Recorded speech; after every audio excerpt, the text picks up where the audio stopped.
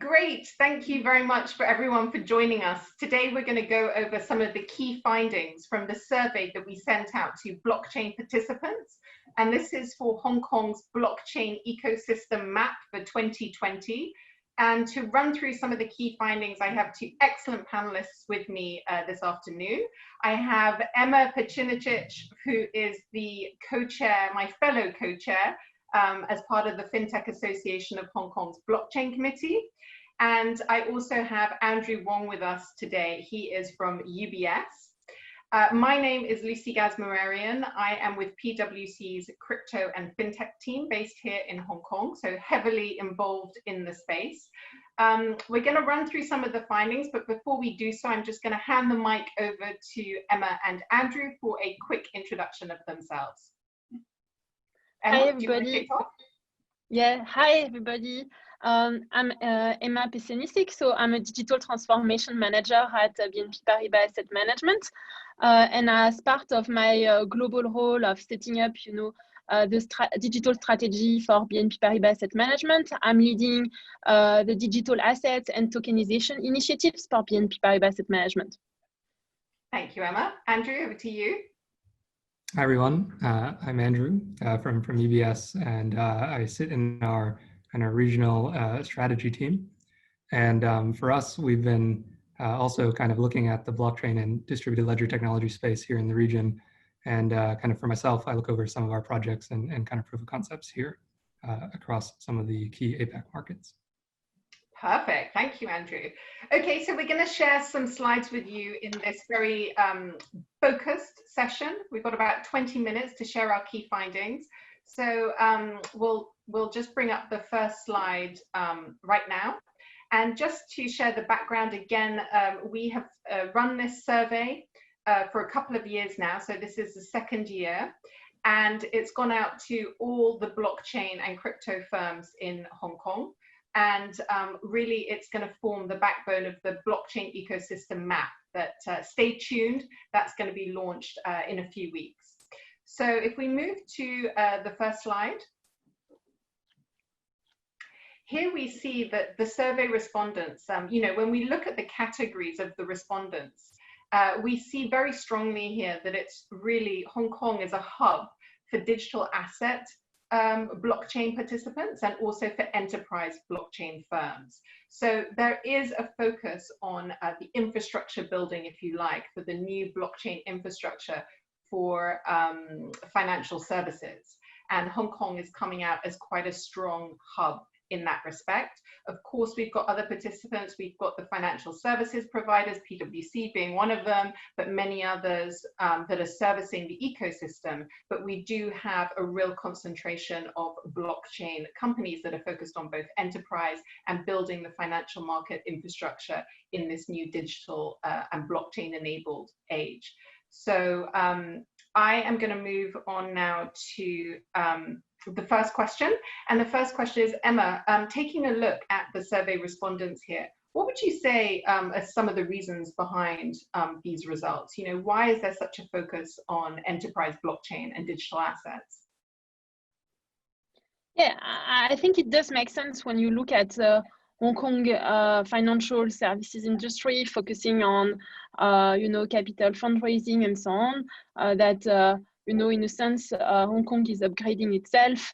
On top of that, we have seen last year the SFC releasing the virtual asset trading platforms license. So I think it gave a boost to Hong Kong as a center of the future hub for license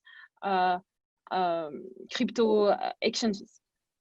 Yeah, so really that regulatory clarity has really been a bit of a boost to the companies headquartering here. Andrew, over to you. Any thoughts on this mix of survey responses? Yeah, no, I think it's quite interesting to see kind of a lot of different categories, represented. I think from an enterprise, blockchain perspective, it's also interesting to see that we have kind of, providers, technology providers and others in the ecosystem also kind of propping up in Hong Kong, maybe some of that due to the heritage of the fact that there is a lot of that activity in that financial hub is here. And so it's interesting that we see kind of also those companies supporting kind of, as you alluded to, the build out of some of this new market infrastructure, amongst the various kind of even in the traditional industry as well. Yeah, agreed. Over to the next slide. Let's get stuck in. So this is particularly interesting. Here we're doing a year-on-year comparison. So we've got 2019 on the left-hand side and 2020 on the right-hand side. And we can see that when it comes to what companies are expecting to be the driving force for the growth of the blockchain and crypto ecosystem in Hong Kong by the end of 2021, what is really going to be the driving force here? And we can see in 2019, there was definitely a desire for more regulatory clarity. 44% thought that was really going to be the catalyst for the space. And that's reduced quite significantly as we come into 2020. Again, referring to Andrew's earlier comment that actually we have received quite a lot of regulatory clarity from the SFC, especially when it comes to security tokens and regulated instruments. Perhaps, Emma, I'll hand over to you for some other observations on the education side of things. Yeah, we can see that, we expect education to be a driving force as well, meaning that, okay, now we have the regulatory matter a bit aside, we can focus on really doing things. And as we are doing things, we realize that to onboard the rest of our organization or different stakeholders, more education is needed. So I think this is how we can interpret that rise as well. Yeah, and finally, Andrew, any thoughts on the change in, actually having real use cases, proven POCs? Can you share any comments on that? Yeah, I think there's quite a lot of activity around the kind of the POC kind of landscape in the last year. A lot of, I think, different players across the ecosystem definitely testing out kind of the use of DLT or blockchain as an alternative or supplementing kind of market infrastructure. And I think, it's definitely shifted from a discussion about, what is the technology and how do we use this more towards, we know the technology is here, but, what is the business value that it can bring? And I think that kind of, to the point earlier on education, brings in a much wider conversation, across probably a lot of different institutions in the ecosystem here. Beyond the technology and really thinking about kind of where the business is heading, and then how can we support that with kind of everything else you need after you've kind of answered the technology question and gotten some clarity on the regulation. Yeah, absolutely. No, some really interesting takeaways from that one in the changing focus year on year. Maybe let's move on to the next slide. So this was interesting. This was the question that's asked, like, who is actually facing the most challenges? So obviously a lot of progress has been made in building out the space, the infrastructure, but who is now facing the most challenges to take this to the next level? So Emma, perhaps I'll hand over to you for some thoughts on what's clearly jumping out on the slide here. Yeah, so definitely we can see regulators being the one that according to the respondents, are facing the most challenges because they still need to improve, give more clarity, I would say, on the regulation.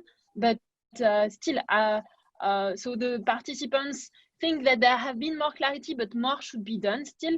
And finally, the top ones are end users and traditional financial institutions. So end users from the user experience point of view, this can as well be improved. It's not all the application on digital asset are not yet for I would say easy to use from an end user perspective. And the traditional financial institutions, I would let Andrew comment on this one because I think he has some interesting perspective here. Yeah, no, I think, again, because some of the changes that kind of switching to a blockchain, type setup or a blockchain-based infrastructure brings is so fundamental. I think it's fair to say it's both exciting, but also a challenge sometimes, I think, to bring kind of everybody along in terms of, really understanding what it means when we're switching something at the foundation of the kind of the financial market infrastructure. So I think there's a lot of questions that come up around trying to understand, probably both from the financial institutions as well as the regulator side, kind of what is the difference between kind of how things used to kind of work, run, and process to what it means if we shift something so fundamental like the underlying architecture over. And I think in that sense, it is raising a lot of questions, kind of, and a lot of good kind of debate and discussion about why things were the way they are. And if we really did kind of switch to a more synchronized, infrastructure setup where kind of reconciliation and data is naturally kind of synchronized and shared across different participants, it really does change the way you have to think about kind of what financial services is. And I think, therein lies, a lot of the kind of challenge, but as well as I think the challenge is could be also framed as an opportunity to really question kind of a different way of doing or delivering a certain financial services, that can only be enabled when we switch something at the foundation. Yeah, turn challenges into an opportunity. I like that. Let's move to the next slide, shall we? Great. Yeah, is 2021 the year of the security tokens? So I think there was big anticipation in 2019. So, 2020 obviously has been an interesting year. So looking forward, what is 2021 going to be? And is it the year of security tokens? I think that's super interesting. I personally would say yes, and it looks like a lot of the respondents also think so as well. Well, it's certainly increased from last year. So this year there is a view, there's 43% think that they are planning to participate in a security token offering next year. So, so that's, almost 50% that actually are going to be taking action. It's not building, it's not talking about it, it's not POC, it's actually participating in a security token offering. And I think really nicely linked here is that if you're looking from the issuer perspective, where do issuers, if they're going to launch a security token offering, where are they going to issue? And here it comes out very clearly that Hong Kong is a preferred destination. Perhaps I'll hand over to you, Emma, for some thoughts on, the positioning of Hong Kong and why it's looking so attractive from a security token hub perspective. Yes, definitely. So we are seeing a lot of tokenization platforms, being more, from a B2B or even preparing the B2C market in Hong Kong. So definitely, I think this is a good representation of that trend. We're seeing, startups building a solid infrastructure based on Ethereum or even other blockchain or even, other protocols. Or even protocols agnostic to tokenize real estate, which is as well, I think, an interesting asset class for Hong Kong. Then we're seeing as well overseas, I would say, VC fund being listed here on security tokenized VC fund being listed on exchange operating in Hong Kong. So it's really exciting, different type of asset class available to professional investors. And as you pointed out, Lucy, basically, yeah, it's still 43%, but we're seeing more and more momentum on this, so we can only expect this to rise next year. Yeah, great. And Andrew, did you have some thoughts on security token space? Yeah, I was going to say, I think maybe building on Emma's point, the 43% and how that's increased since the year before, I think that also kind of speaks to the movement from kind of doing proof of concepts more towards kind of pilot or kind of MVP type transactions, which then really expose kind of the detail needed and kind of the new sets of questions that need to be answered as well in terms of continuing to institutionalize this new infrastructure setup. So I think it's interesting to see that that uptick kind of probably pairs with this general sense. I think that we're seeing across the space of wanting to do kind of more real pilots as opposed to just technical proof of concepts. So I think that's quite interesting. Yeah, great. Let's all fasten our seatbelts for this one. I'm waiting with, anticipation for this. So let's see what happens. Let's move to the next slide. DeFi. So that's super hot topic. So of course we did include that in the survey to get sort of a temperature check on what is going on in the broader ecosystem in Hong Kong. And we found sort of mixed results. I mean, interestingly, half of our survey respondents are involved in DeFi. So that's actually pretty significant in itself.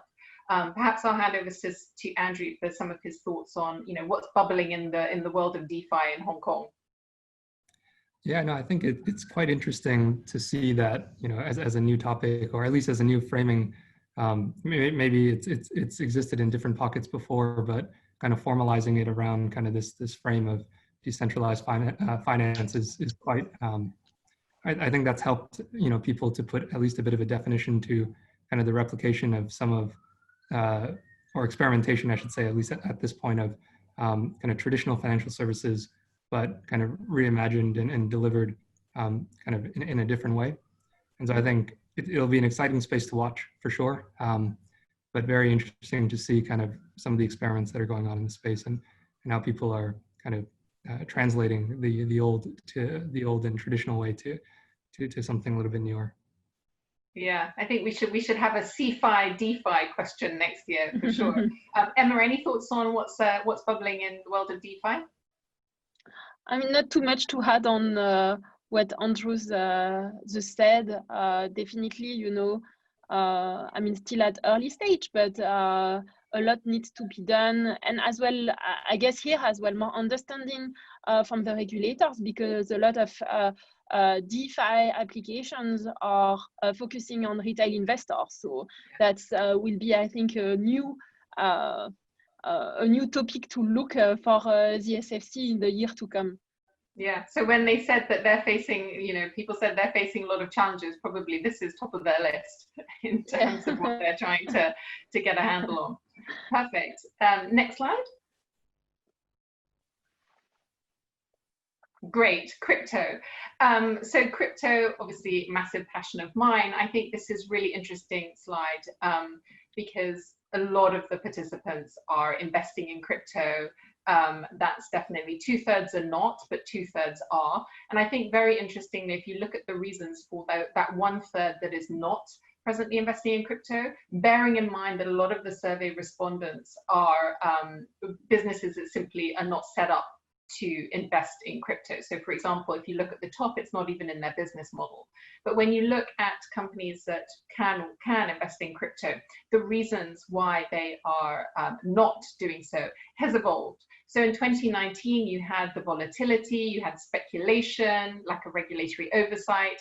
And it's interesting to see in 2020 that evolved to more compliance, taxation's not clear enough. We need more AML and KYC, but it's a very different set of reasons as to why they're not investing. So for me, that's reflecting that the space is maturing considerably. And obviously we know that from all the headlines, the crypto space is going through a huge transition right now, as a lot of the big institutional, traditional financial services providers, payment services companies are moving into the space in quite a significant way. So this is definitely interesting trends to watch going forwards. Any comments on the crypto side of things? I think we'll move on in the interest of time to protocols. There's one word that seems to jump out pretty significantly both in 2019 and 2020 here, which is Ethereum. That is the world's largest blockchain. It's open source, and I think what's very interesting is that while you have the permissionless side of Ethereum, we're seeing more and more development on a private permissioned basis, still using the underlying Ethereum blockchain. So Andrew, I don't know if you have any thoughts on that. Yeah, I think it's just one of those where it's interesting to see how the space is developing and how there's something, I think, for everyone.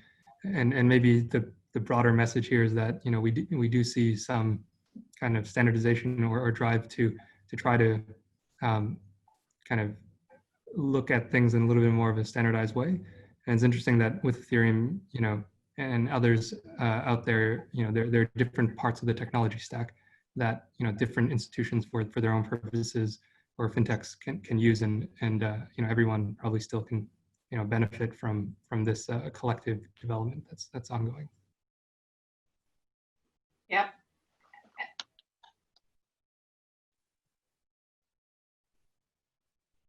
Is the next? I think we're at the end, are we, Emma? Yeah, no, just one more point on the hiring trends. This is a great positive note to end on, Emma. So this is the rosy outlook we have for Hong Kong's blockchain ecosystem.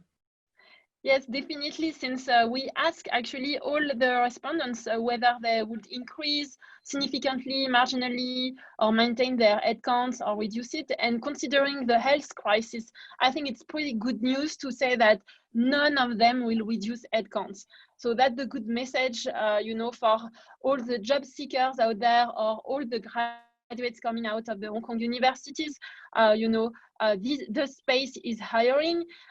We did a quick count on all the number of headcounts, so it's more than 450 headcounts total of those 50 respondents that are looking to add, looking for developers, engineers, business developers, and to a certain extent as well legal and compliance experts.